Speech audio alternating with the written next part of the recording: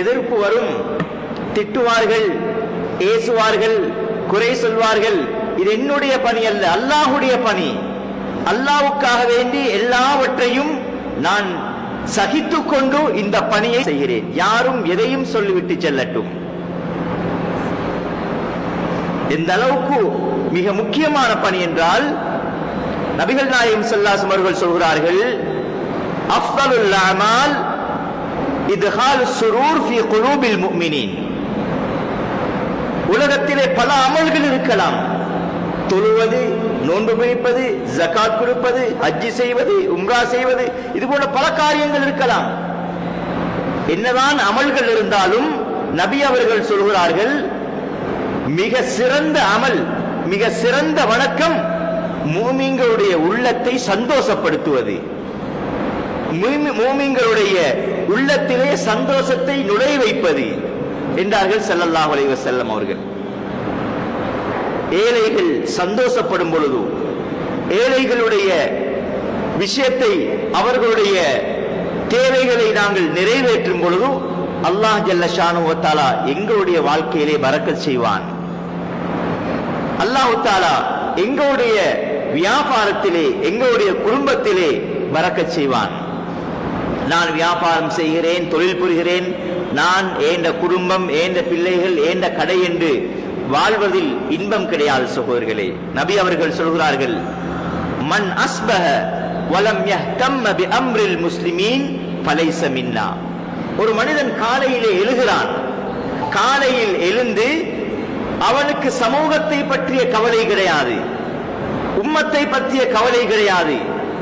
எவ்வளவு பேர் கஷ்டத்திலே இருக்கிறார்கள், துன்பத்திலே இருக்கிறார்கள், பிரச்சனையில் இருக்கிறார்கள். எந்த கவலை யாருக்கு இல்லையோ, நபி அவர்கள் ஒரு ஹதீஸிலே சொல்கிறார்கள், ஃபலைஸ மின்னா, அவன் எனது உம்மத்தை சார்ந்தவன் அல்ல. எவன் எனது உம்மத்தை சார்ந்தவனாக இருக்கிறானோ அவன் கவலை உள்ளவனாக இருப்பான், மற்ற சகோதரனை பற்றி கவலைப்படுவான், மற்ற சகோதரனுடைய தேவையை நிறைவேற்றி முயற்சிப்பான் என்ற கருத்தை ஸல்லல்லாஹு அலைஹி வஸல்லம் அவர்கள் சொல்கிறார்கள். ஒவ்வொரு நாளும் காலையில் எழுந்தவுடன் என்னால் என்ன செய்ய முடியும் இந்த சமூகத்துக்கு? ஏழைகள் இருக்கிறார்கள், கஷ்டவாளிகள் இருக்கிறார்கள், பலதரப்பட்ட விதத்திலே தேவையுள்ளவர்கள் இருக்கிறார்கள். படிக்கக்கூடிய எத்தனையோ மாணவர்கள் பாடசாலை செல்லாமல் வீட்டிலும் கடைகளிலும் தொழிலுக்காக வேண்டி விட்டிருக்கிறார்கள். எனவே சமூகத்திலே உள்ள பொறுப்பாளர்கள், சமூகத்திலே வசதி படைத்தவர்கள், சமூக காவலர்கள், அவர்களுடைய மிகப்பெரிய பொறுப்பாக இருக்கிறது அதனை பார்ப்பது. பாடசாலை செல்லக்கூடியவர்கள் பாடசாலை செல்லவில்லையா? பெண்கள் எத்தனையோ குமர் காரியங்கள், கண்ணீர் வடித்துக் கொண்டு வீட்டிலே இருக்கிறார்கள். பெற்றோர்கள் கண்ணீர் வடித்துக் கொண்டிருக்கிறார்கள். ஏன்? பண வசதி இல்லை, அந்த குமரை கைப்பிடித்து கொடுப்பதற்கான வசதி வாய்ப்புகள் கையிலே இல்லை. கண்ணியமான சகோதரர்களே, இவைகளை சமூகத்திலே உள்ள தலைவர்கள், சமூகத்திலே உள்ள பொறுப்பாளர்கள், தனவந்தர்கள், வசதி உள்ளவர்கள், ஜகாத்து கொடுக்க தகுதியானவர்கள், இவைகளெல்லாம் பார்ப்பது மிக கட்டாயமான விஷயமாக இருக்கிறது. எனவே கண்ணியமான சகோதரர்களே, பெரியவர்களே, இந்த அடிப்படையில் இன்று ஏதோ ஒரு அடிப்படையில் 4-5 வீடுகள் கட்டி கொடுப்பது இருக்கிறதே, இவர்கள் எல்லாம் இதிலே முயற்சி செய்தார்களோ, இவர்கள் எல்லாம் இதற்காக வேண்டி சிரமப்பட்டார்களோ, கஷ்டப்பட்டார்களோ, நிச்சயமாக உலகத்திலே எங்களுக்கு எங்களுடைய கண் முன்னால் காட்டாவிட்டாலும் எங்களுடைய குழந்தைகள் மூலமாக நிம்மதியாக வாழ்வார்கள், எங்களுடைய குழந்தைகள் சந்தோஷமாக வாழ்வார்கள். அதன் மூலமாக எங்களுக்கு தெரியாத, எங்களுக்கு வர இருக்கின்ற எத்தனையோ பலாய் முசீபத்துக்களை அல்லாஹு தஆலா இல்லாமல் ஆக்குவான் என்பதை கண்ணியமான சகோதரர்களே, பெரியவர்களே, நாங்கள் விளங்கிக் கொள்ள வேண்டும். எனவே சமூக பணி என்பது மிக முக்கியமானது. எல்லோருக்கும் இந்த பாக்கியம் கிடைக்க மாட்டாது. எத்தனையோ சகோதரர்களை பார்க்கிறோம், வசதி வாய்ப்புகள் இருக்கின்றன, படித்தவர்கள் இருக்கிறார்கள், நேர காலம் இருக்கிறது, ஆனால் அவர்கள் தொழில், வீடு, மனைவி, மக்கள் அதோடு முடித்துக் கொள்கிறார்கள்.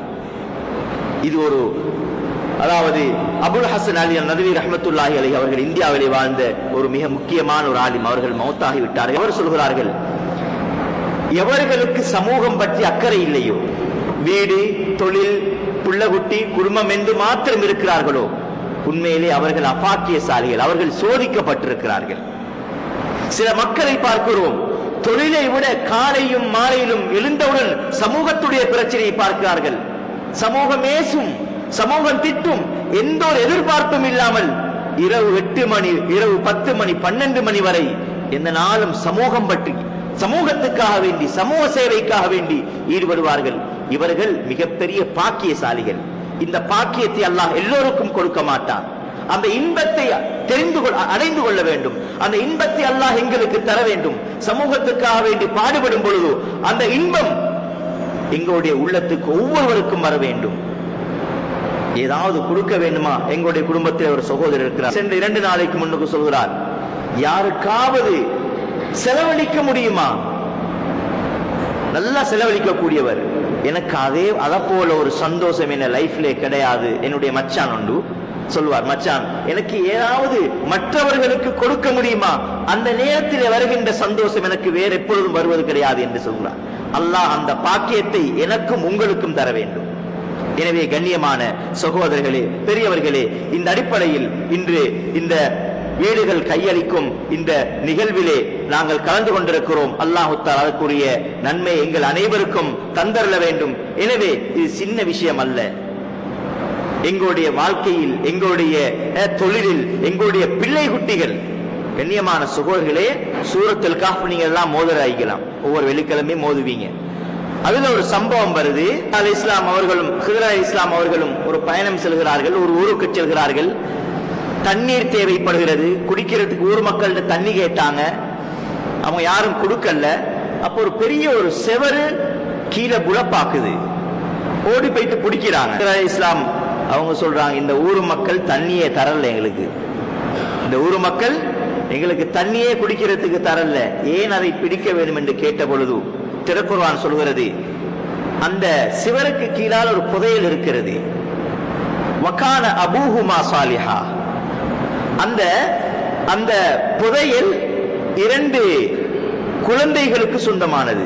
குர்ஆன் சொல்கிறது வகான அபூஹுமா சாலிஹா, அந்த 2 குழந்தைகளுடைய தந்தை சாலிஹான மனிதர், எனவே அல்லாஹ் பாதுகாத்து வைத்திருக்கிறான் என்று திருக்குர்ஆன் சொல்கிறது.